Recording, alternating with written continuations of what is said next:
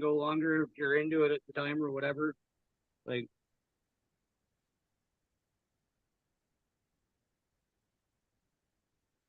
I was just trying to figure out how to make sure my iPhone isn't watching me. oh, Because I'm not using my face on this one. I'm going to keep bypassing that. I don't like that. yeah. It's out right now.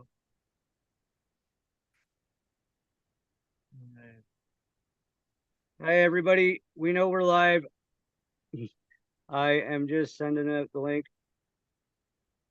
So please bear with us because I am still using my phone.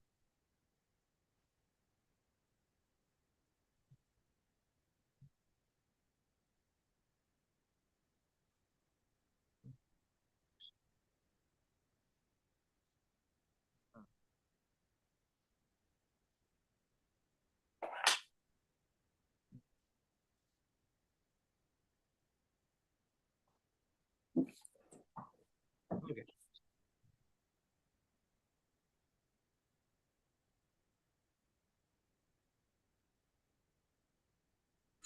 Okay, we are live and we are recording.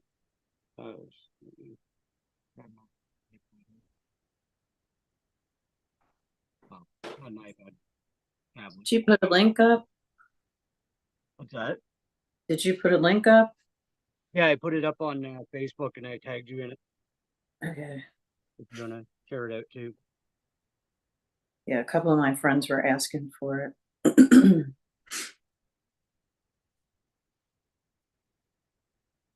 And of course, when I go to put this to audio, I'm going to cut all of this stuff out. But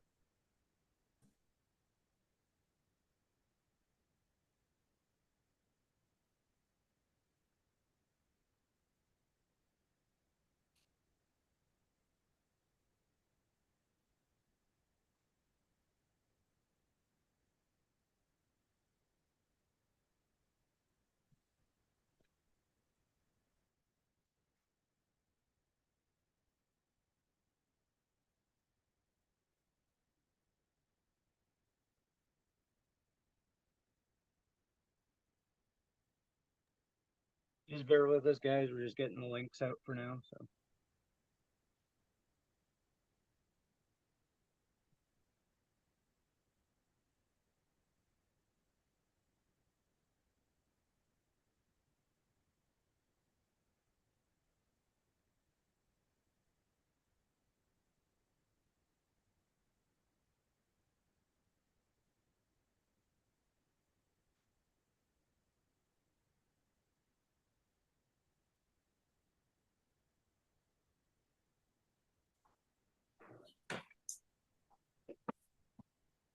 Hey, are you good to go or? I'm good to go. I was just trying to get it on my new phone and then I gotta copy it too. I don't. If you're taking Lyrica, Cymbalta or gabapentin. I hate not having my button on the bottom again. It's messing me up. I have to swipe everything. Yeah, I just switched up phones today. So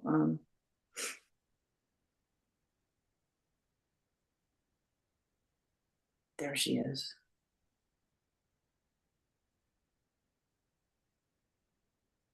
Yeah, to get this. That's two of my girlfriends, Stone Hobbit and Omaria Sweet.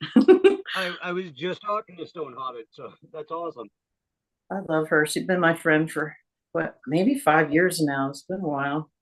Oh, super, super smart lady. I've had her on another show that I was a part of there for a while. And yeah, just super, super smart lady. Love her to death. I hope she's watching. Hi, Stone.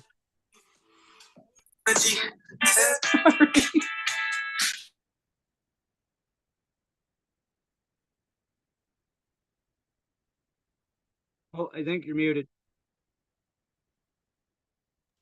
I did because I can't get my phone to stop. Oh, let's see. Sorry. There we go. No worries. I'm used to craziness on my show. It's kind of fun, so I just roll with it. I had an 8S, right? And it has a little button I could push on the bottom. That's not really, it wasn't really a button then. But then I get a new 15 and there's no button. I gotta read some instructions. I'm like, what the fuck? Swiping everything. Yeah. How do I get out of this app? All right. So I'll give you a proper introduction now, and that's where I'll cut the audio. So welcome everybody to the After Dark show. I am honored this week to have a very, very cool guest. Her name is Susan Long. She is a former detective with, I don't know if you want, I don't even know the police force, but she's a former actual police officer, psychic, psychic intuitive, SSP. She's a healer. She has connections with faye, interactions with ETs, and basically a lifelong experiencer of most things paranormal. And I hope to get into some interesting topics that I've heard her talk about before today as well, because she has some amazing information and has just had an absolutely fascinating life. So thank you, Susan, for being on. Thank you. So I guess right out of the gate, in an episode interview with Rob Khalil, you were saying like your lifelong experience actually goes back to like 2 years old. Yes. That's what people say. When was your awakening? I was like, I came in this way. It's like I've been trying to shut some stuff down, you know? Yeah. So like you've just been eyes wide open, and I mean all three pretty much your entire life. Yeah. So that's gotta make life interesting, especially if your three-dimensional family isn't down with what's going on or even understanding. Like I know I started having my last hump of my spiritual awakening last fall.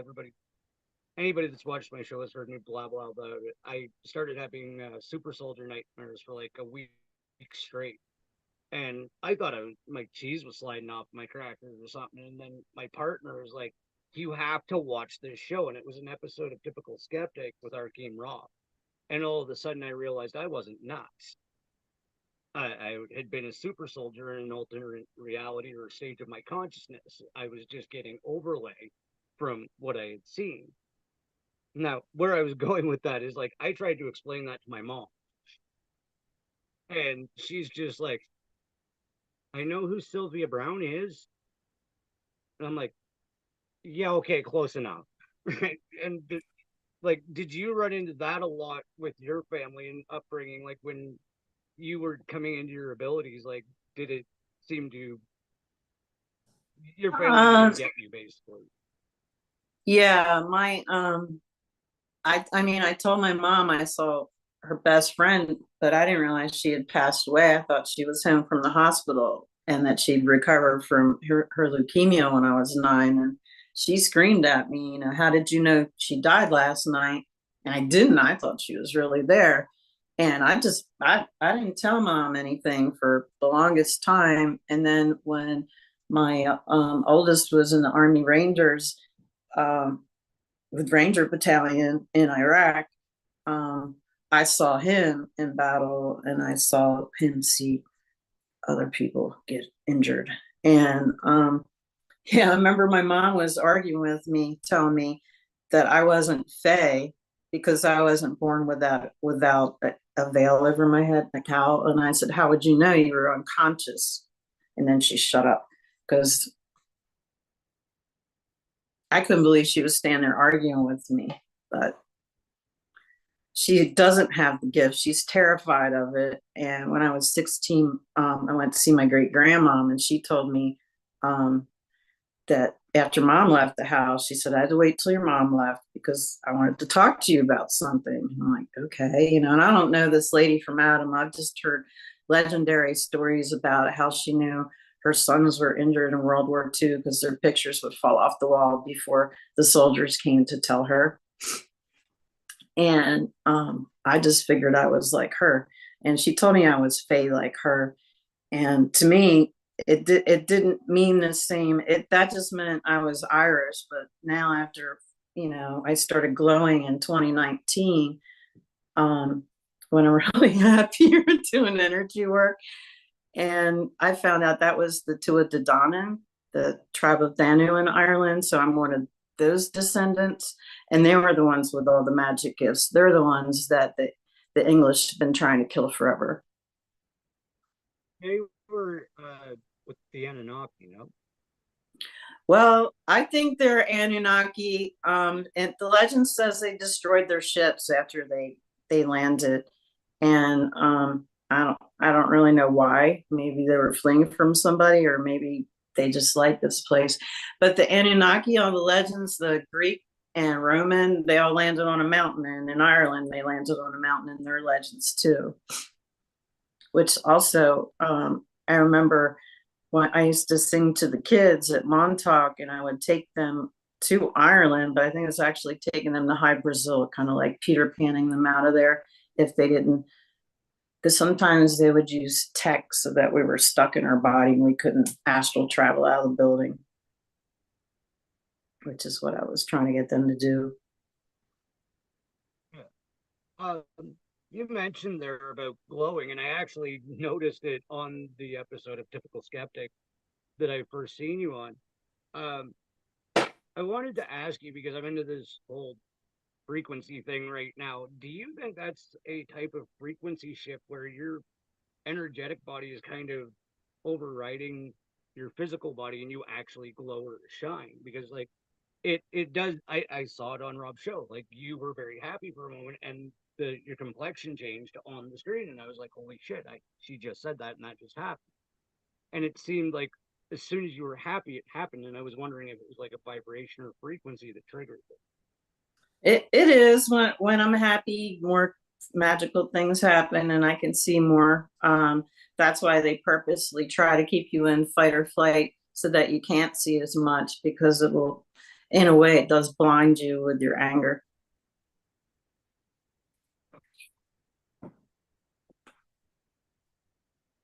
You know what I mean? Sorry, I Because was if reading you're comments. having looping thoughts and you're mad, you're going to drag your high vibration down. I was trying to show somebody that is, yeah, I can show it to you with a tool. Hold on a second.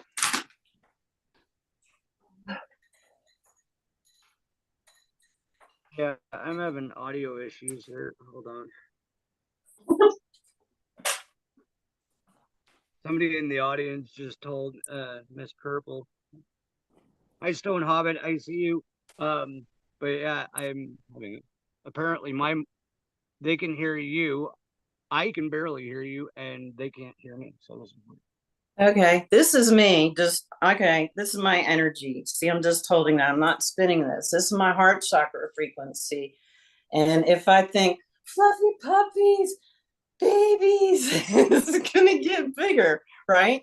And I'm just holding on. I'm doing it, And then if I think about something I don't like, it's gonna close my frequency down because I just thought of a really horrible person and I just closed my chakra basically. And I can do and I can do but then I can go fluffy puppies, babies. Oh yes, I got to do CFT on an Amish baby today. That made me so happy. Fluffy puppies, kitties. And then I can bring my vibration right back up. See, I'm not spinning that. I just opened up my heart chakra. See, and that's how easy it is to lower your vibration and bring it back up. But you can't stay stuck and thinking about things that make you angry, because it'll just Yeah, that's actually really cool. I had a friend here in she's in Red Deer. We're in southern Alberta. Um, she Karen Holton. She showed us a thing similar to what just you were just doing about your auric field and your energy. And she had like the divining rods, and she did the same basic principle. She's like, okay, think of like just be normal, and just like using a water witch, they would fold in after so far back, right? And then she'd bring them back, and she'd be like, okay, now think of something really crappy, and like you'd barely even get a foot away, and they'd turn in. And she's like, okay, the happiest thing for you, like the puppies and the babies, and she got like 25 feet across her backyard, and it's like, okay, so we are really frequency projecting beings. Like, we affect the reality around us, and it's through energetic frequency. And that's kind of a really neat concept I've been into right now, is that whole thing. And I love that you just demonstrated what I was talking about lately. Yeah, because I've been talking to clients and they're like, well, I feel so depressed. And I said, this is how I'll show you how I do it. I just close my eyes and think, little kitties, little babies, things that make me happy when I see them. And I could just make it, that's, and then all I have to do is think about one nasty thing and it'll shut it down.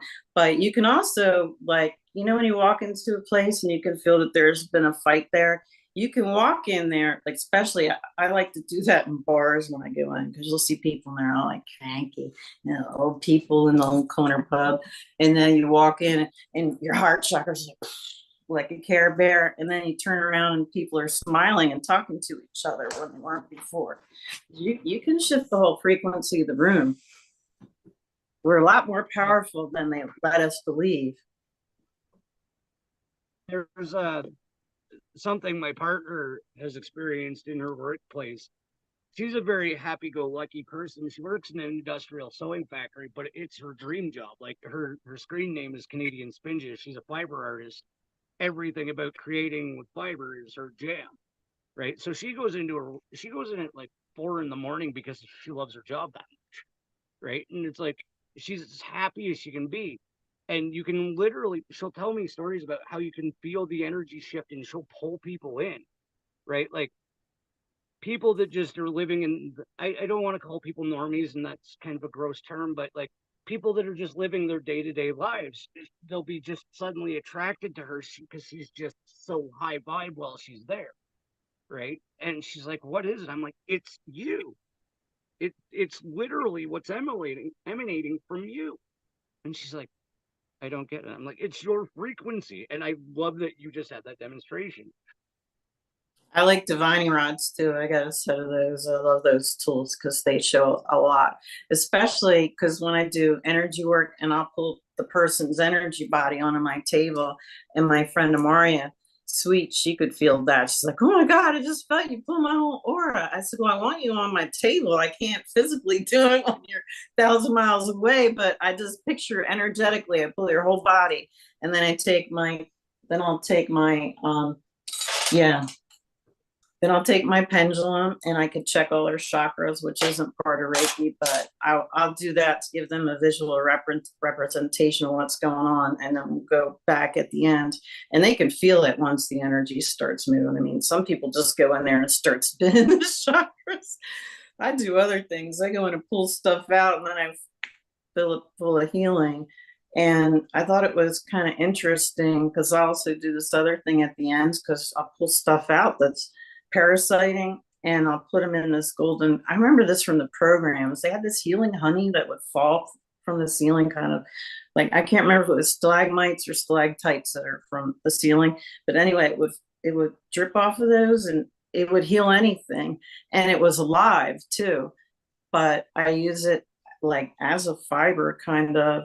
Then I put them in it and just leave their face so they can breathe and everything, but it stays there and keeps everything protected, kind of, till theirs heals themselves. And because everything you're doing, you're facilitating their healing, but I'm also showing them how to heal themselves in between times when they can't see me. It's like, here, open this chakra, close this chakra, ground yourself. Just take this little tool I'm showing you, and don't try to hold it like this. Just put the little bead up here so you're not spinning it yourself, so you know it's you doing it and you don't psych yourself out. Because a lot of people just get scared with just using tools. And there's, I like visual aids, but when I was pulling that golden blanket down, because I'll just pull, it looks like champagne, I just pull from the ether. And this lady said to me, she said, are you putting golden light in me? And I said, yeah. I actually kind of jumped back because I was like, you can see that? And she said, yeah. And I said, okay. But yeah, it was basically, I was filling her with golden light, kind of similar to, is that the Japanese that fix pottery and things with gold? That's what I'm doing. I'm putting the gold in there.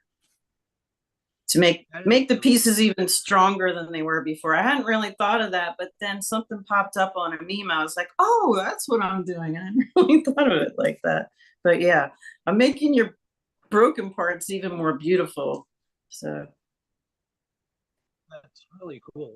I'm just learning about energetic healing and all of this stuff too. I went through a series of hypnotic regressions, and you offered something quantum trance regression. What mhm. is that like, and like what does that entail? um well, Dolores, her it uses Dolores's script, but Dolores was really particular about not doing anything over Zoom or over the internet. And this one I could do over internet, and I'm always like this, like don't let my connection drop. Um, but it works just as well over the internet as long as they can hear me. I just have them lay down, and you walk them through trance, and I try to get them to at least 3 past lives. Like other people talk about SSP, but I get people that's past lives here on this planet, past lives on other planets, like they were Lyran and they fled right before the planet exploded. And as one of the guys was one of the last people through the Stargate. I know I left in the ship off of I think I was military on Lyra because I left in my ship because we were a space force. But and a lot of us are remember lives from other planets. Yeah, that was actually something I wanted to touch on because you and I, when you were 14, you had an experience. And I just find it really ironic because when I was 15, I had something. I went to school off planet for 5 years in one night. Like I was gone for 5 years and then I came back and I was still the same age the next day. And then the only problem is they didn't do it right. And I all of a sudden felt like I was 20 years old in a 15-year-old body. I ended up like leaving home and like didn't return because like I was an adult. I woke up that morning and I was 20 years old, but I was stuck in a 15-year-old. And I had no concept of what I had been through. I just knew I felt much older than everybody else. And that's what I wanted to ask you. Like with your thing at 14, was it the same kind of concept? Like you went for a 20 and back or however long and back? And Yeah, that one when I went when I was 14, I was doing a lot of computer stuff because I have memories of basically I'm walking around with like this iPad type thing, and I got, old computer panels from like what looks like the 60s, and I'm going and checking, it was a lot of redundancy, dumb stuff. And my counterpart, trauma twin, whatever you want to call him, I remember being in that one computer room, and he knew all the like the passageways and stuff, and he just pops up on the floor, because computer rooms usually have floors that you can pick up pieces. And he just pops up through the floor. He's like, hey, I'm trying to work here. And yeah, so he would do stuff like that. But then I remember I had a desk, and he was coming to my office and being a pain in the ass. And there's just, I remember like 12 plus things in back, but we were trying to with some other friends, I remember, because I remember Stone, I think that was Mars, because Danette told me and she was in the military. She said that, I mean, I guess they actually got the option to choose where we didn't. They just took us for our abilities. And she said I was in charge of letting people in and out of Mars. But I remember being in Shula there and doing bivouac there. And they had us these stupid little silver tents that were, kind of like octagon shaped or whatever. And I remember there being bonfires out there. But I also remember having to go and, like, they knew there was freaking spiders there. Why did they put colonies in certain places where they had that's just weird shit that I didn't understand, because they would send us out on patrol that, oh, we didn't hear from this one colony, I don't even know, this might not have even been Mars, but I remember going out and it was me and a couple of other people. We get there and there was no humans. The only thing that was there was the cats. And I thought that was weird because I'm like, what the hell are cats doing? That's like an earth animal. But there was these little white things that were up in the wind in the ledges where the lights were that would come on and off because there wasn't like, there wasn't like a lamp. There was a lot of that stuff as you walked in the room and lights came on overhead. Um, but that was the only thing we saw, cats and those things. And I think those little white hairy things ate the people. I don't know. And then there was other times when we go to a colony and the whole thing was all wrapped up in spider webs and nobody wanted to go in there, you know. And I remember falling in a hole and getting it was at least my right leg was bit up to my knee because I just remember the spider putting the venom in me and it burns like I couldn't even feel it eating me. The venom burned so much.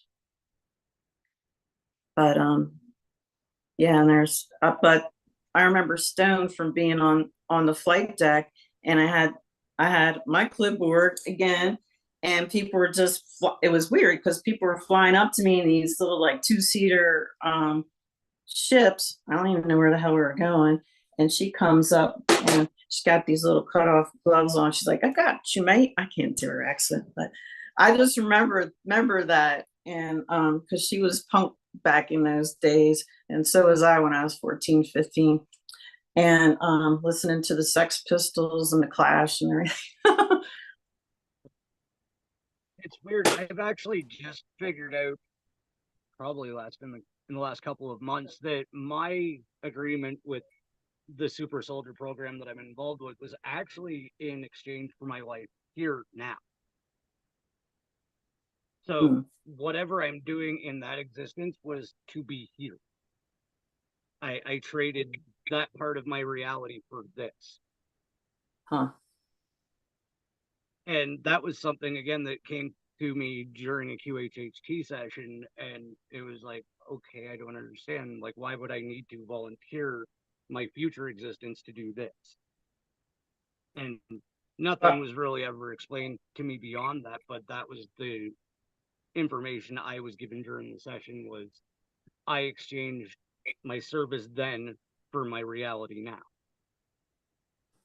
I mean, I haven't gotten anything like that, but I'll get other messages. Like when I did my Holy Fire upgrade for my Reiki Master teacher, basically they didn't do any ignitions on us. Basically, we just meditated for 3 days straight.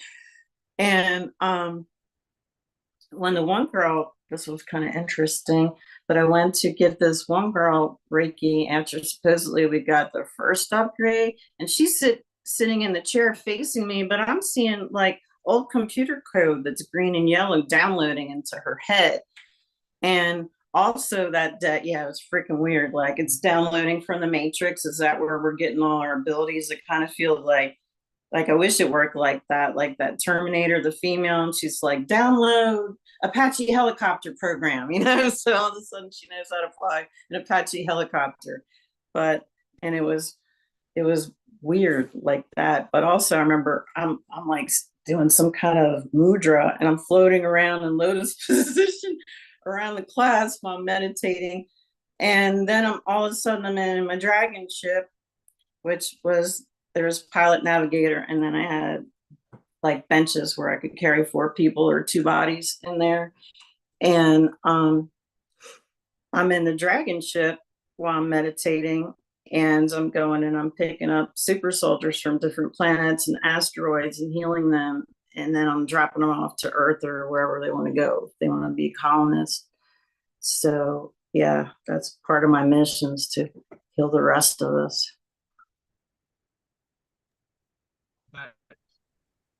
I love that you have that kind of clarity about your missions, because like I said, I'm still just figuring all of this out, and like some of the abilities that are coming to me in this reality are just fascinating, like precognition and being able, I did a show with Rob about being able to bilocate, which was something I kind of stumbled ass backwards into last fall. And I know that's something you're familiar with too. And I Yeah, love but because I don't always do it on I'm purpose though. yeah, I try not to be judgmental, but when I hear people talk about remote viewing, there's a lot of people in the community that seem to be overlooking some fairly fundamental universal laws. And I love that you have the respect aspect of your bilocation and your remote viewing, because you said, you know, like if you don't have permission or don't feel comfortable with something, you don't do it. And there's a lot of people in our community that just wander around willy-nilly looking into people's shit, and I don't think that's exactly right. Yeah, I've had that happen to me when I was with my partner. Yeah, two males from the community would pop into my bedroom when we were having sex. That's not, no, no, no. I do not consent. Nope, you cheap bastard. Go buy yourself an OnlyFans account because I ain't it. You violated all my boundaries and morals. And then the last 2 weeks, I've had one person in particular keeps popping into remote view, but that's like, what did she actually? Yeah, I was in the shop today, not working in my place, but this lady says, "You have a dementor," because she used to work for the feds and all, and she's familiar with gang stalking and everything, and she's had issues with it here. Shoot, where was I going with that? I just lost my train of thought. They do that to me all the time. They've done that to me twice since we started. I'm not gonna lie. Dang it. There was something You important I was supposed to say then. What were you just talking about? Oh, remote viewing. Okay. So, anyways, yeah. she said there was a dementor attached. She's like, "You have a dementor." And I said, "I know exactly who it is because you used black magic to find me." And that's who was remote viewing me the last 2 weeks. And I kept telling her to get the F out of my house. So, yeah, I don't want any karma from that. But if anybody else wants to incur some karma and do some stuff in the astral, go ahead. um you actually talk a fair bit about V2K, which is something else I had when I was younger. Um, what specific protection would you recommend for V2K and those type of interferences? Um, if you could get one of those hats, it might help, but you're probably going to look silly. I mean, I bought an old Victorian house on purpose because I wanted the lead paint and the asbestos and all that. Because it makes it harder. Unless I'm sitting in front of a window, it makes them harder to hit me with EMF because they've been hitting me really hard since I was in Iowa. I got diverticulitis and I used they hit me here, my heart chakra, my sex organs, my descending colon, because they're trying to give me cancer again. So I'm just trying to eat as healthy as I can. Yeah. And then sometimes if you can feel it coming in, you can, if you aren't really beat down that day, you just sit there, ground yourself, and send it right back. And if you can get clear enough while they're hitting you, you can actually see the person who's they got like joysticks and they're hitting you. And so I don't know if they really know if they're hitting a real human being, but they are, and then hit them back because I've seen them actually, drop the device because they got sapped. Because my friend Amaria was talking about how she did that, or like I would hear the same 3 sentences over and over, and it's always some white guy from California. And my higher stuff is not a white guy from California. I mean, it's different ladies, but with different degrees of anger, but it's not a white guy from California. And um, he was saying, get that vodka out of the freezer, drink it, and fight with him about his ex-wife.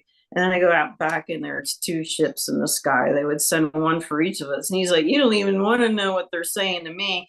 And yeah, it was the same 3 sentences over and over. And I think that's what they're doing to these poor school shooter kids is is just saying the same thing over and over until they're like, okay, I'll just do it, to make the voices stop, because I know what it is and I can go out back and see ships, and I took pictures of some of them.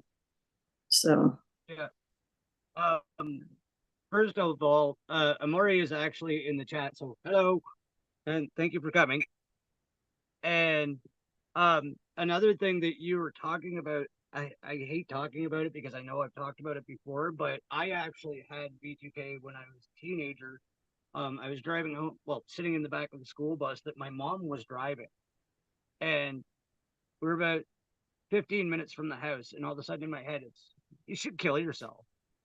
You should kill yourself.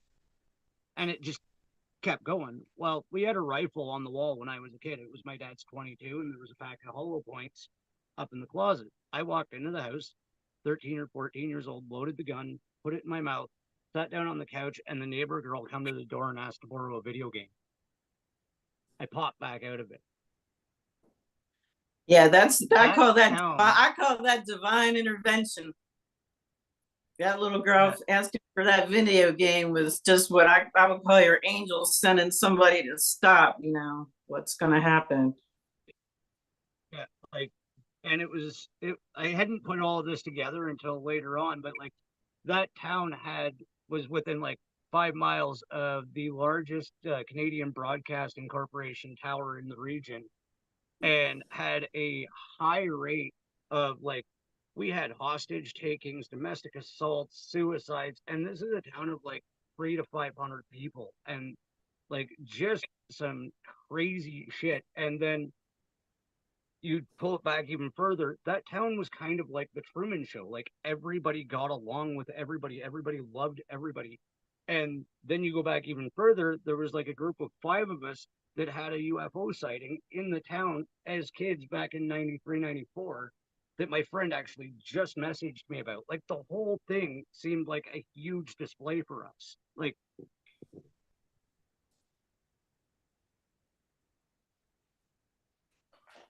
Sorry. no worries. It just, as far back as it goes, it's like, okay, I was getting B2K. There was all kinds of crazy shit in this town, and it's just like, how much of this testing were they doing on us? Like a lot, because this is weird, because I'm doing this podcast and this lady's like comes in the shop. She's like, I got to tell you about, you need to listen to this person called Montauk, which I'm like, ugh.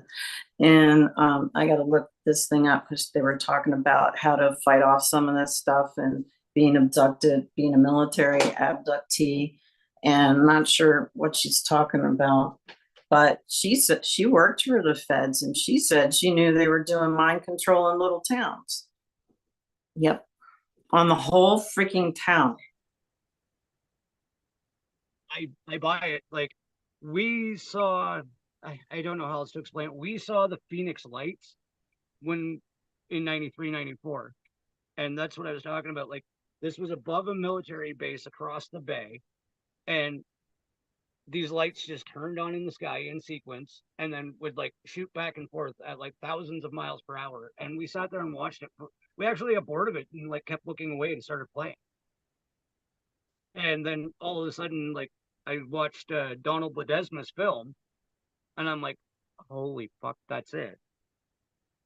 And that was right around the time that my friend ended up Facebooking me saying, yeah, it was 93, 94. I was like, did I ask you about that? And she's like, no. I'm like, why did you just message me? She's like, I don't know. But I literally just we need to wake up and remember some stuff for some reason. Because when I get that itch to look at something, like Spirit saying, go back and look at this video. There's something I need to glean from that I didn't see the first time. And whenever I get that, go look at this thing, there's always information there for me. And yeah, that's like when I came home from, and it's just how weird when they talk to me. I was just sitting on my porch swing, and when I came back from Journey to the Truth last year, my guide's standing next to me going, actually it was over here, and he says, take a picture of the garden. I was like, okay. So took a picture of my butterfly hummingbird garden, and then I look in the picture and there's a bunch of fairies in the picture. And I was feeling sad because I knew I hadn't seen any of these people for 3 years when I first started this SSP program journey thing. And because I was looking to find the rest of my memories, and I knew I would find people if I started going to conferences that I remembered, and other things. But yeah, a lot is going on since then. Even when I went to ESETI, was that 2018? Yeah, I saw Lyran. Every time I go to one of these things, I see something different. And yeah, I've got fairies, ETs, ghosts. This house was haunted with 1, 2, 3 ghosts. One that woke me up at 3 o'clock in the morning, stomping on the family room floors, and saw hardwood floors in here. And then I had to clear the house. And then there was 2 maids, I think, that were in the back bedroom. It was 2 ladies. But there's fairies in here, and they're not just all this size. Fairies come human size too, because I saw them in here. There's the little ones outside. I've got cats on my porch. I've got deer sleeping in my yard. I don't know. I kind of feel like one of those Disney princesses right now. All the weird animal things. Oh, and the one deer that likes me and brings her babies back to visit me. She gave me a message for my cousin Pat when his wife Jen passed from cancer. I said, Pat, I'm like great grandmom Diamond, I said, if you want me to, because I didn't know him except for Facebook. I knew him better on Facebook. I think I saw him at 2 funerals over my entire life, so I didn't know too much about him. But I was praying for him and his wife. And I was sitting in my family room one night, and I forgot to pull my blinds down, and it was dark out, and I feel somebody looking at me, and there's these 2 glowing eyes looking through one of my family room windows. I'm like, what the fuck is that? I'm like, oh, it's the deer. And the deer's telepathing me, because that's usually my first reaction. What the fuck? My inner monologue, what's going on here? And the deer's like, I came to tell you that Jen made it to the other side, okay? I said, well, I don't know you. So you need to tell me, so that I believe you. You need to tell me something that only those 2 know. So the deer shows me, because I get images where I can see them, and like it's a movie, and they're in the park at night at a carnival, and he's doing a shooting game, and he wins a shooting game, and he wins her this white unicorn with a gold horn, and he had a multicolored ribbon, and that was the message that the deer gave me. Oops, where'd you go? Sorry, apparently we were talking about something somebody didn't like, because we're back. So anyway, yeah, the animals give me messages too. So yes, my friendly neighborhood deer gave me the message for my cousin. So I never know how they're going to come. It's just different all the time, and what you see on people. And that was another thing that was brought up today when we were talking, is how some people are starting to see the demons attached to people. And some of that's from playing with black magic.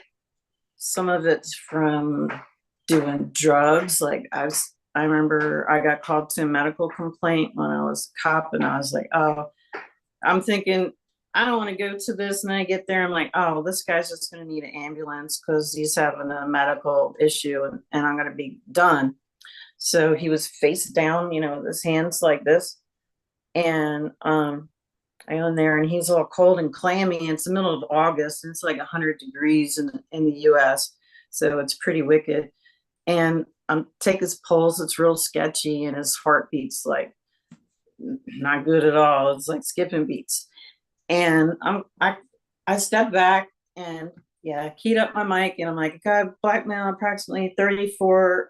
He's cold and clammy, blah, blah, blah, sketchy heartbeat, whatever. And I'm giving him his vitals. And then as soon as I let go of my mic, I look, and a guy's standing there with his box cutter like this. in like this boxer kind of stance. And I'm like, what the fuck? And he's 5 feet away from me. The worst part was his eyes were all black. He had no whites in him. There's fucking demon in him. And there's, you know, me, the little Catholic girl, I would always pray. And I'm like, Saint Michael engaged. I'm like, motherfucker, I got 3 seconds to get 5 seconds to get off 3 rounds in this bitch. I do not want to get cut. And I was supposed to be going for my wedding gown fitting for my late husband. So I was trying to skedaddle out of there. I'm like, I do not want to be in a shooting right now. And I'm praying. And as I'm praying in my head, because I don't want to have to kill this guy because there's a demon in him, but I'm not going to let this demon kill me either. So I'm having a moral struggle in my head. And you know, I got my hand on my gun the whole time. Actually, I'm doing that right now. And Mike from the oncoming shift came in. There was no reason for him to check on me. He was, you know, that was another divine intervention thing where that guy didn't get shot. So because Mike came in, as soon as Mike walked in the door and I turned my head to see it was Mike, the guy dropped the box cutter and his eyes went normal. I'm like, what the fuck? This has always happened to me. And I never have a witness. You know, it's always just me experiencing this madness, you know. And yeah, I got to write my about some of this crazy stuff. I just curiosity kind of ran across me here. When that happens, do you think it's like something pushes the base consciousness out of the vessel, or like that? Did he physically like you said he was really ill? Like, did he die and something took it, or did something? When he stood up, I knew what was wrong with him. He was a crack addict, and he had smoked so much crack that he had gone into cardiac arrest almost, and he wasn't breathing. That's why it was all cold and clammy. But I think when you're that addicted to drugs, and I mean, alcohol can do this, but it's more when you're alcoholic, not just having a drink or two. But and it's intention too. But you like rip these holes in your aura that anything can come in and parasite off of you. And you on top of having to heal the addiction, you got to heal your whole aura and everything, because these things just come in and they can ride your body and you'll take a back seat. Like, actually, Amaria, she talks about when an altar would take over and she'd take a back seat in her own body. And I think and I don't remember that ever happening to me, but I think that's what happens to the addicts is they're getting this walk-in of a demon and it's pushing their consciousness back so that they don't have any control. Yeah. So that the demons. I've actually had that happen. Yeah. Like I used to be an alcoholic. I've talked about it a lot. Canadian Spinge and my partner will even tell you I like had like 3 beers one night and fucking flipped. And she said when like I wasn't hurting her, I was just wrecking our own shit. And like a fucking wild animal in our house. Like it was nuts. And exactly what you're saying, I felt like I was just watching it. And she even says like it did not even look like his eyes. Well, she's sitting beside me. Like it wasn't me inside of the operator's seat. No, so they like can just jump in like a walk-in, you know, like some people say they're a walk-in. It's like these things, if once you've you know, deteriorated your aura enough and got enough holes in it, they can just walk right in. That's terrifying to me because I don't want to hurt the human. Yeah, that was my moral dilemma. It's like, oh God, I'm praying in my head, what do I do? I don't want to kill this human. There's a demon in it. And I fucking hate demons. I don't know why I'm getting triggered right now, but I remember, yeah, luckily I didn't have to kill anyone.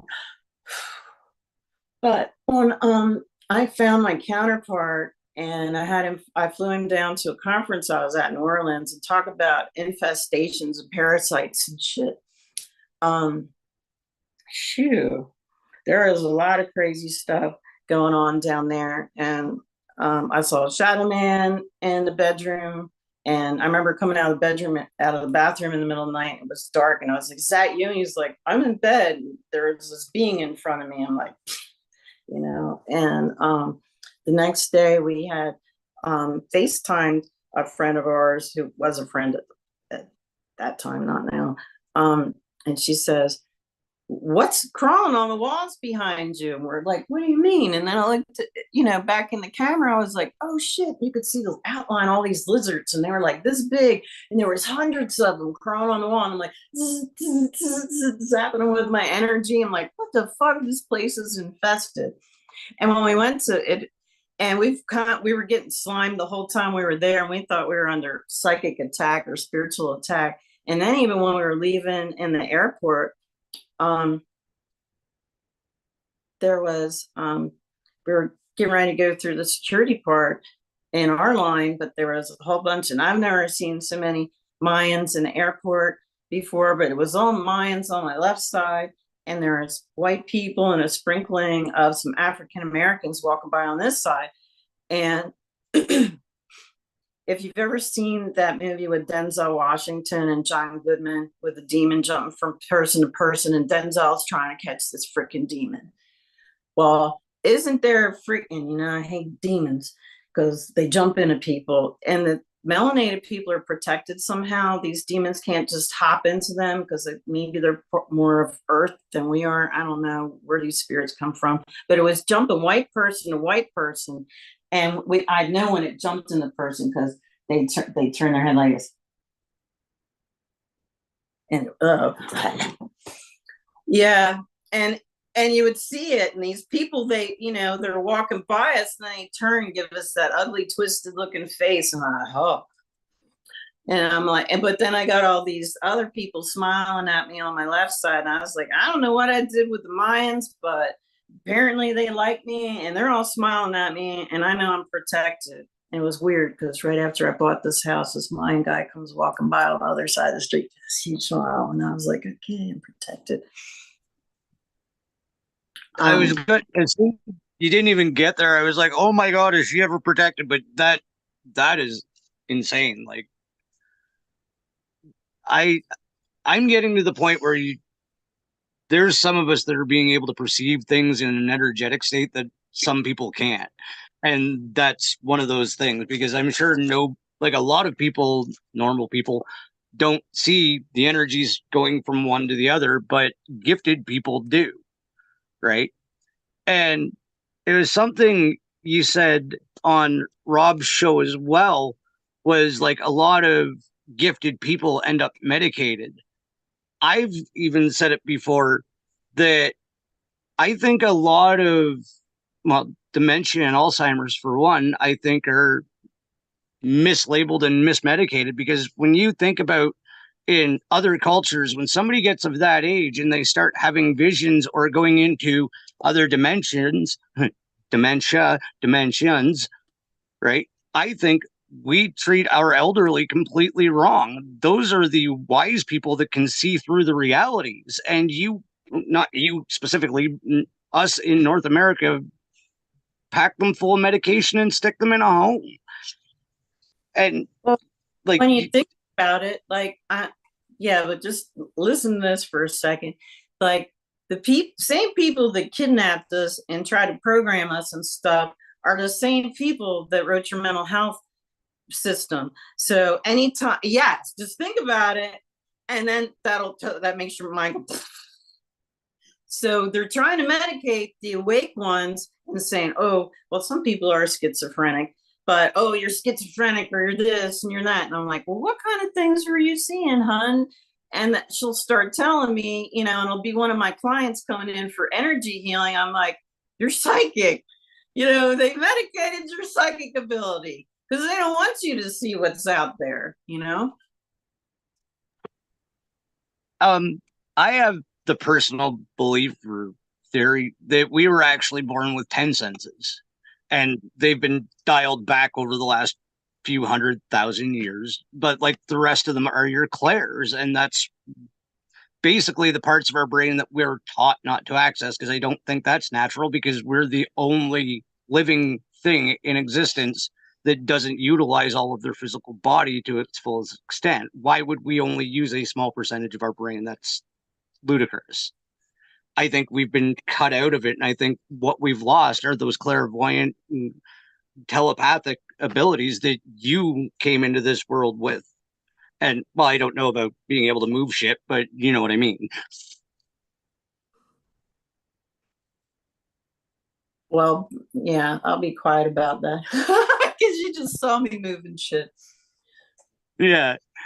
But where do you stand on that? Do you think we are actually missing senses? Like they're not even abilities, I don't think. I think they're senses because like with the things I've been learning through meditation and frequency music and warm baths and all of these things, like being able to bilocate, I've asked deliberately had an OBE once and like coming into some very interesting practices where I'm able to leave physical form and go into that's what they don't want us knowing.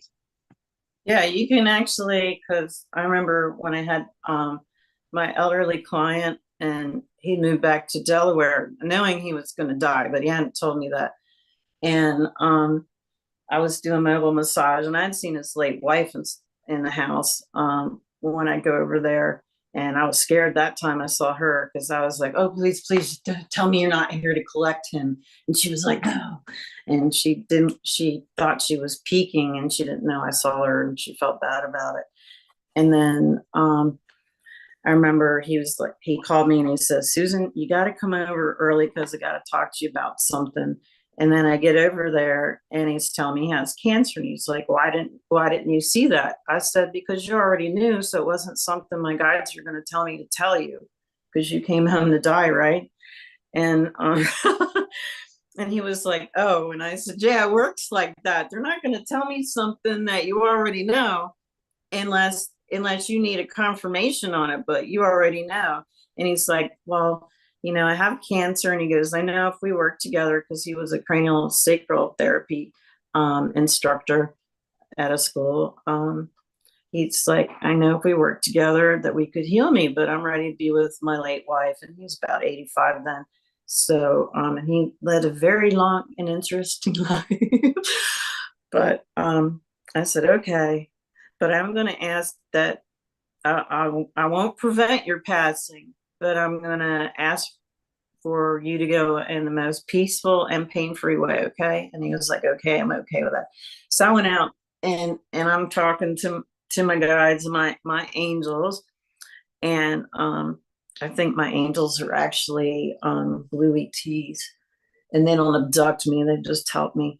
And I asked that my angels, keep a watch over him and help him pass it in the most peaceful and pain-free way. And it was taking, and I'm crying because I really like this fellow. And I go back in, I'm trying to regain my composure, and he's face down. He's like, Susan, he said, I was having trouble getting on the table.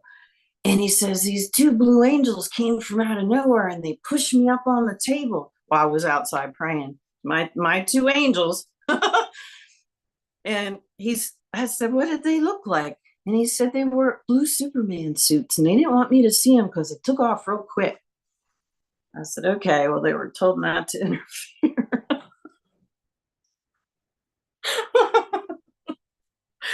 But I mean, then I'm like getting all triggered again because I'm like, damn, these some of my angels, they really are real. Because sometimes you'll see this stuff and go, is this shit real or is it my imagination? And then you got other people going, I saw golden light coming down through your body and your hands. Oh, I saw blue angels. And I'm like, okay, see, they're real. And even, yeah, you need to talk to Eve too, because she can send angels ahead to, she's a lot like me.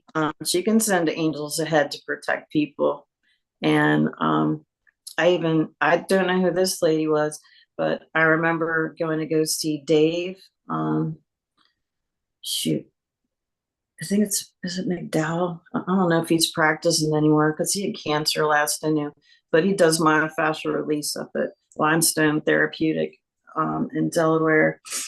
And when I was on his table, I remember having my eyes closed and I could see the room, and I see these two golden angels and their heads are touching, like they're bent over the doorway. And I said, Dave, I said, there's two angels. Like they look like those golden Anunnaki ones with the wings, carrying the little bag, but they're over around, they're so tall, they have to bend their heads like this, and their heads are touching over the door frame and under the ceiling. And he says, you can see them. He says, the lady after you always sends her angels ahead. I said, yeah, I see them. They're not looking at me, but they're there. So yeah, they don't want us to know. And those, like, there's different kind of angels. There's those guys, which I guess are more your traditional Catholic angels, maybe, but mine look different than that.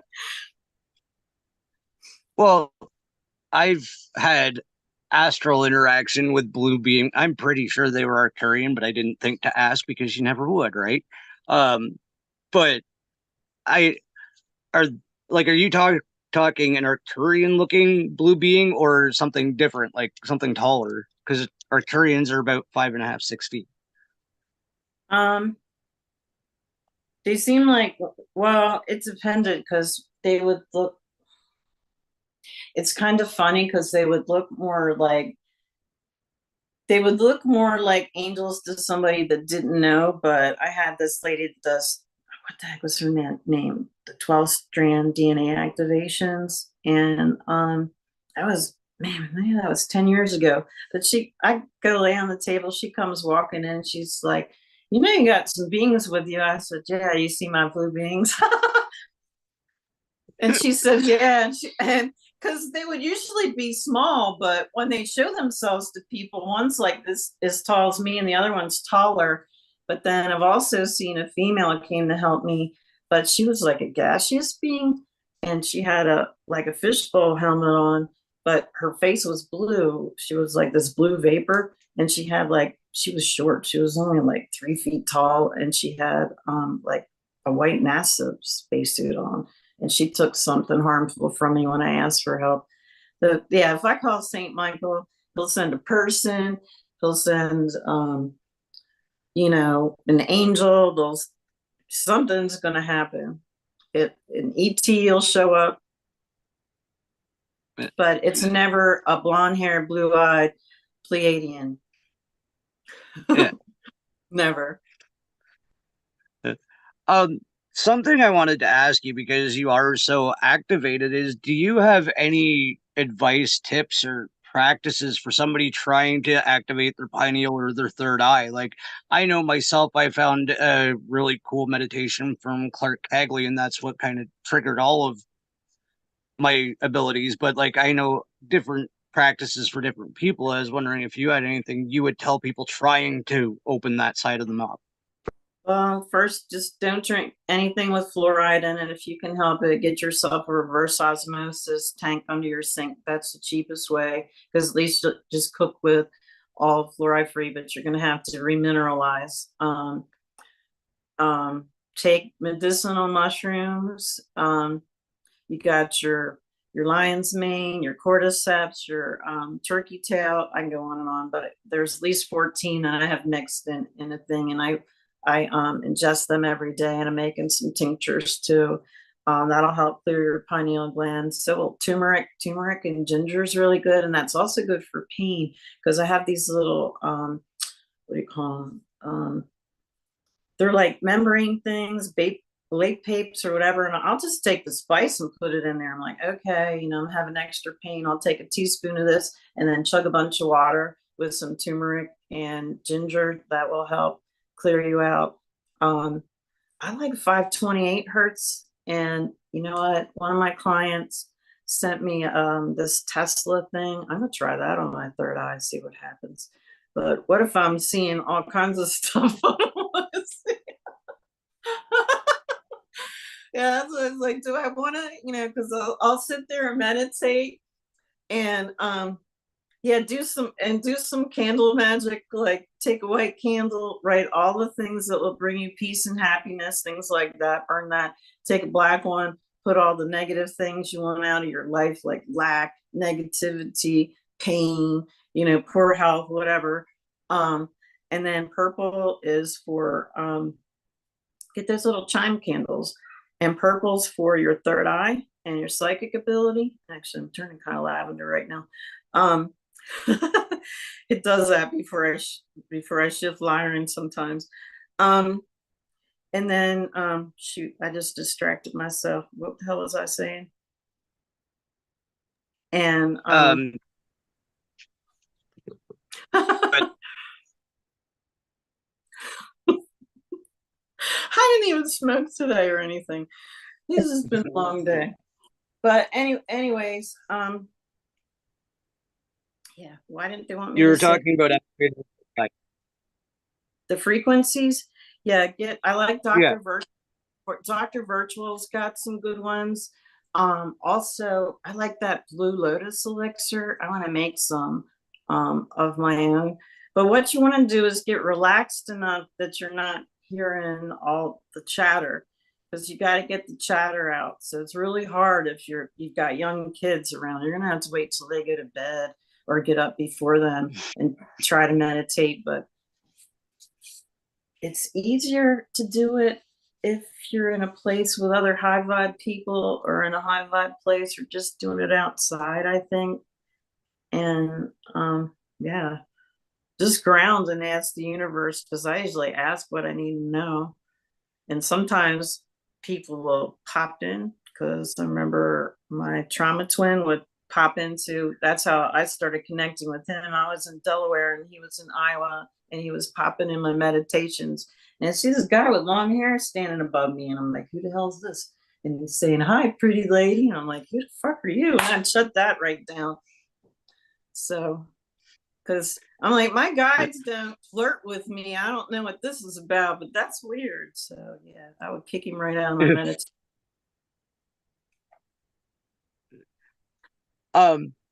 Just to shift gears, we've been going about an hour. You've also got the Full Disclosure Now conference coming up. Do you want to give a heads up about what you're going to be talking about and what's upcoming with the conference itself? I'm still working on my presentation, but I titled it "My Journey Through the Matrix," and I'm trying to pull out, big bullet points of crazy stuff that happened, and I'm stuck between 2015 and now, because that's when most of the like extra super crazy stuff was happening, besides the normal ghost and fairy stuff and guides talking to me. Yeah. Before we do go, I skipped something and I didn't mean to. Are you allowed to talk about how you use precognition as a detective, or? Yeah. Well, I have dreams about stuff, and my late husband was also a psychic cop. That's one of the reasons why we got along, because we just know when stuff was in a car or whatever, or about something. And my friend Julie was too, but I didn't. She is psychic, but we didn't tell other people. But I would have dreams, and then in a day or two, this dream that I had where I walked into this house, and then who's got the gun, who's got the drugs, where the drugs are. And then I'm like, I just dreamt about this house 2 days ago. And I remember the canine officer would be like, Susan, how do you know where stuff is? He's like, you usually get everything before the canine. And I couldn't say I dreamt about it, because then they'd send me to fitness for duty and I'd probably get fired. I didn't tell them I could remote view when I was a precog. I mean, they paid other people to do that, but I don't know how. I think that would have gone over like a fart in church, because I think they purposely tried to get rid of the psychic cops before 9/11, because I remember 3 of them were gone. And yeah, I was off the street and off working cases then too. That would not surprise. I've actually talked to oh my God, I'm having a brain fart. I see his face. The X-Files guy, about it a few times. And he said, yeah, I really believe that they do, because they didn't want you talking to the kids that were having the dreams, because they knew you'd be dreaming too. Yeah. I'm trying to think of the guy's name, and I'm having a brain fart too. But I'm going to have Dave Miller. I got pictures of fairies, pictures of ships, pictures of I even documented the blood draw marks and stuff I had when the counterpart was here. When we'd have dreams, that they took us and I was opening portals. I'd wake up with, I had a blood draw mark. I haven't been a doctor in 2 years. How the hell I got a blood draw mark for me? Yeah, weird stuff. Well, I have it, and if anybody's listening on audio in the future when this isn't live, I've actually got it open share. If you want to pull up your pictures on your screen, you should be able to share screen. Oh, well, the lecithin you put in, you can put in CBD and that'll help it absorb better. Yeah. Somebody put, you wanted to see some? You're gonna have to turn the meeting over to me so I can screen share if you want. Yeah. It should be open, but I will just go here. Make host.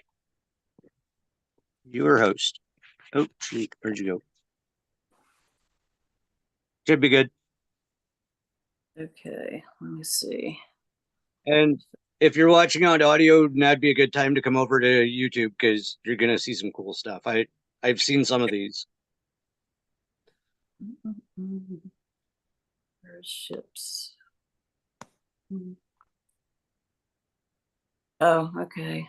I'll put this in here for.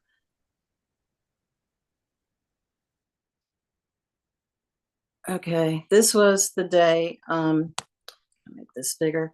I was sitting on the porch swing and I was sad after I came back from Journey of the Truth conference. Not this year, but last year. My guide said, "Get up and take a picture." So I take a picture and look what's in it. Holy shit. Yeah. So those are little sprites or little fairies that were in there. Pretty cool, huh? I'm not joking. Yeah. I'm getting evidence. Let's see. Go back up here. Find some, and then when I get the voice to skull,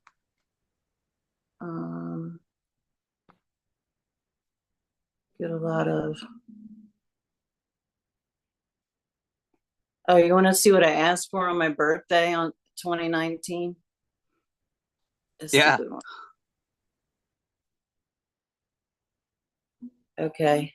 Well, I'm driving in the Brandywine Valley by Brandywine Creek State Park, and I knew a lot of other cops that had sightings up there, UFOs. I never seen any while I was working, that I remember. So I put my phone out the window. I'm like, click, click, click. And only one of the photos had the ships in them, but see my honeycomb ship right there? Yeah. That is pretty clear. Cloud, and there's actually 4 ships here. Well, actually 5. There's 3 more. There's 1, 2 on top of each other, and a third one here. So there's 4 of the honeycomb shape, and then you've got this drone shaped one. I'm like, are they using drones to spy on us and using cloud cloaking, or is that an ET ship? What the fuck? Sorry, my potty mouth. No, I swear all the time. But yeah, and I would say those are. That is pretty clear. You know, I think that's what they are. You know, that to me looks like these guys.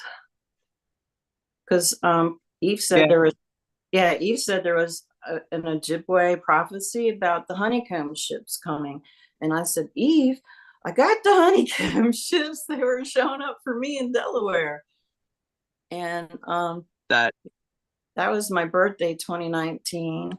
And I'll show you what they would do when we get the voice to skull, because that really sucked.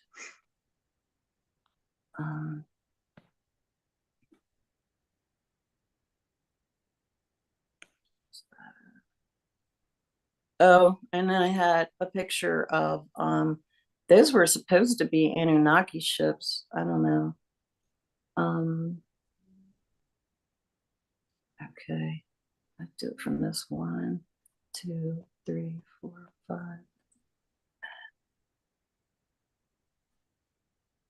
I have to do these in succession or it doesn't make any sense. Okay. When I hear voice, when I would get the voice to skull, there would be 2 triangle ships, 1 for each of us. And if you look to the upper right here, you'll see there's a triangle in the upper right. but it looks like it has a little tail on it, but it's in the cloud. Okay, you can see it better now. It's the top right, there's a Yep. triangle ship in the cloud. Yep. Okay, see, it just dusted off. Look at the cloud, like, see, it was there, the whole ship's gone. See That's that? not. That's a ship, that ain't a cloud. Okay, also, if you look at this, because I didn't see it initially, the second ship is an inverted triangle. You see it? Yeah, I can see where it's cloaked yet. Yeah, you can see where it's cutting the clouds next to it, and there's actually a cloud coming over the top. Once you see it, you won't. Okay, see, there's the one that popped out. You see it now? See the edges? Yeah. Yeah, it just cuts through Oh. the cloud. And it's got mirror, like some kind of mirror cloaking on. Holy But shit. yeah, and when I make it Yeah, it smaller, doesn't even look back. you can see the edges now, and you look back and you're like, oh shit, I see the triangle now. Oh, Because unless yeah. you're watching the clouds, you're not going to see this stuff. Yeah, clouds do not have sharp edges, y'all. Yeah. That is And wild. let's see. Yeah. So now if you're looking, you can see how the cloud spills over the edges there. It's pretty wild. That is not. And then my poor sister, before I moved out here, was telling me to take my aliens with me because she she was seeing this stuff in the sky too over the house. And I was like, look, I can't do anything about it. Because I said, besides, they're not aliens, that's our people. Yeah, because she blamed me for this. My dad's like, that's nothing. Like, we went out to go somewhere and see that big oval. She looks up at it and she starts yelling at me to tell my aliens to leave her the fuck alone and stay away from the house. That is insane. And I think it just dusted off. There was a big old ship above us. And I was going to the mailbox one day and it's all overcast, and I can feel this won't, won't. And I look up because I'm getting my parents' mail for them. And there's like 5 ships up here, triangle ships, and I could feel it. You know, you hear a helicopter and it won't. Well, that's what it sounds like, but the frequency goes through your body. Like, it feels like it's going through your body. And you can see the main one, but there's more triangles. I don't know if they had their cloaking off and because it was so cloudy you could see them or what, but yeah. Would it be fair to compare it to like standing in front of a really big subwoofer? Yeah. Like that. Okay. But Yeah. yeah, I come to think of it, yeah, it would be like that. I haven't been to a concert in a long time. So yeah. Yeah. But there's 1, 2, 3, 4. There's at least 4 triangle ships there, and I'm pretty sure those are all ours. And that was about 45 minutes south of Philadelphia where I took that picture. Yeah. That is.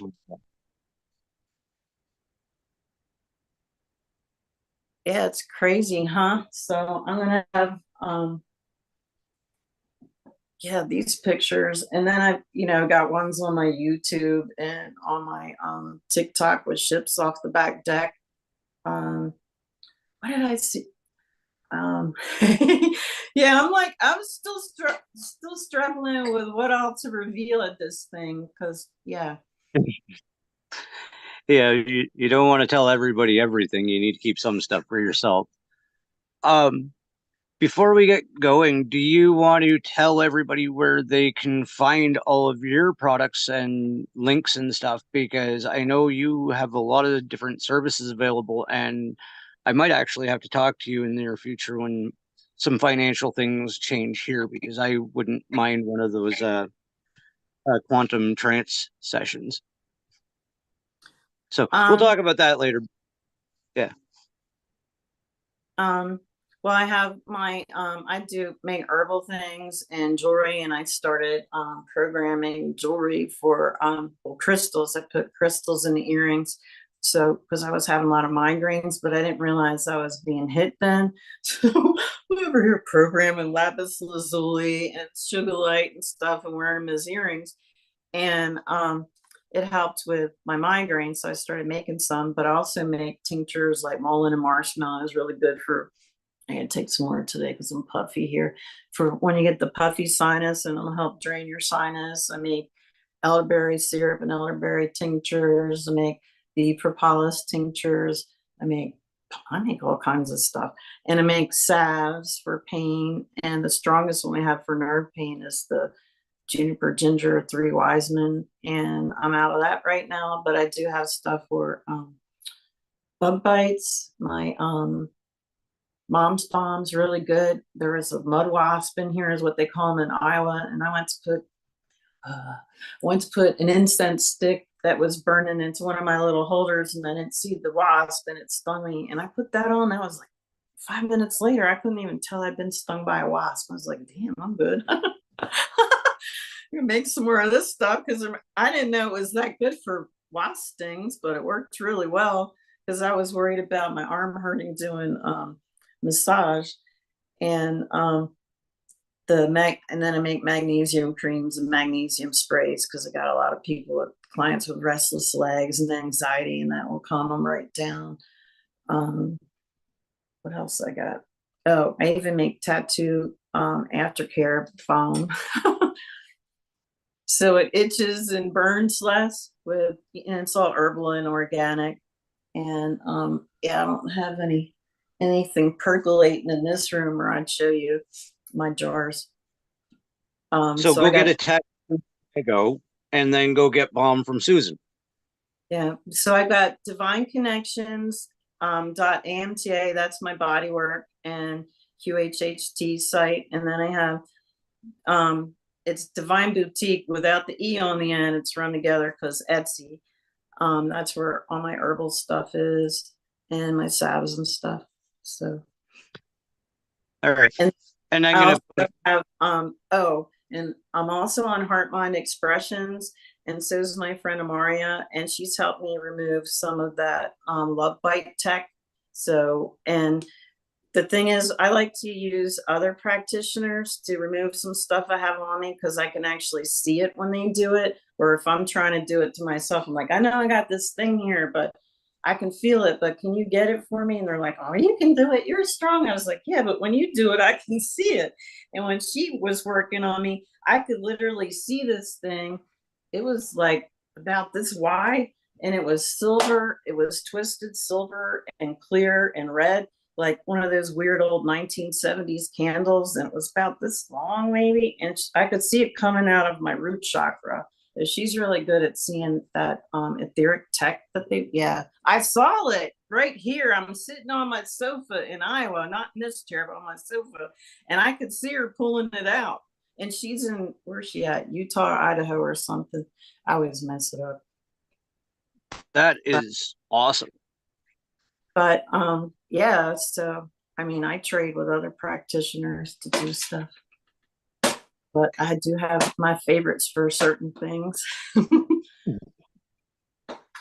Yeah, I'm gonna absolutely have to look at your products and everything as well, because I've got an artificial, like, I shouldn't look like I do already, but I've got an artificial knee because of a motorcycle accident, a bunch of burns that never quite healed right. And I think I'm gonna have a look at your shop, because you probably got some stuff that could be helpful.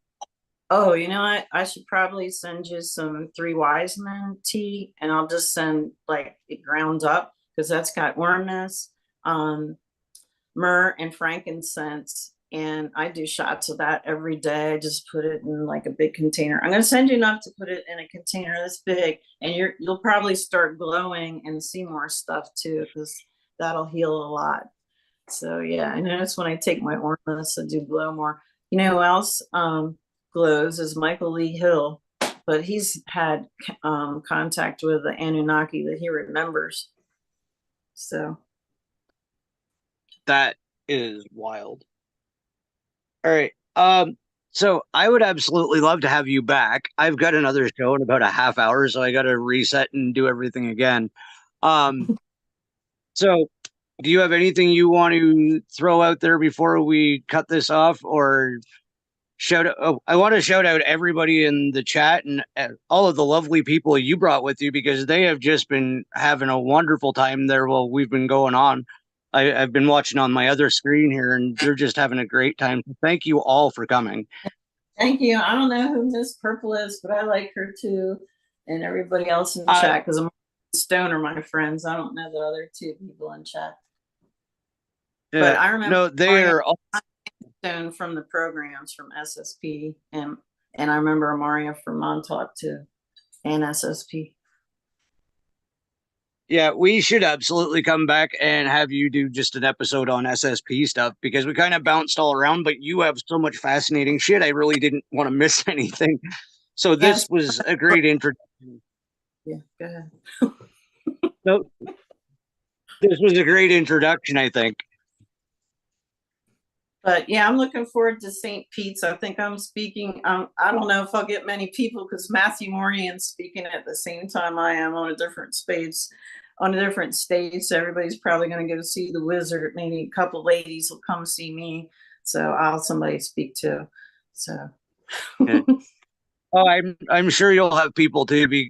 But both of you are fascinating, and I've talked to both of you, and you just so. Thank you so much for coming on. I'm actually going to have to get you to shut the meeting off, because you have control of it. Okay. Thank you. Oh, and keep your mind open, everybody, and get as much healing as you can, because the only reason I'm glowing is because I keep learning how to do all these modalities, and inadvertently I heal myself as I'm healing other people. That's how it works, but that's not why you're supposed to be doing it. You're supposed to be helping other people. So yeah.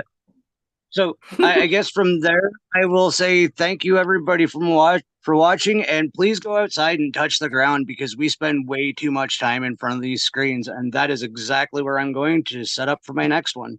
So thank you everybody. If you want to cut it off, I'll hit you up on Facebook.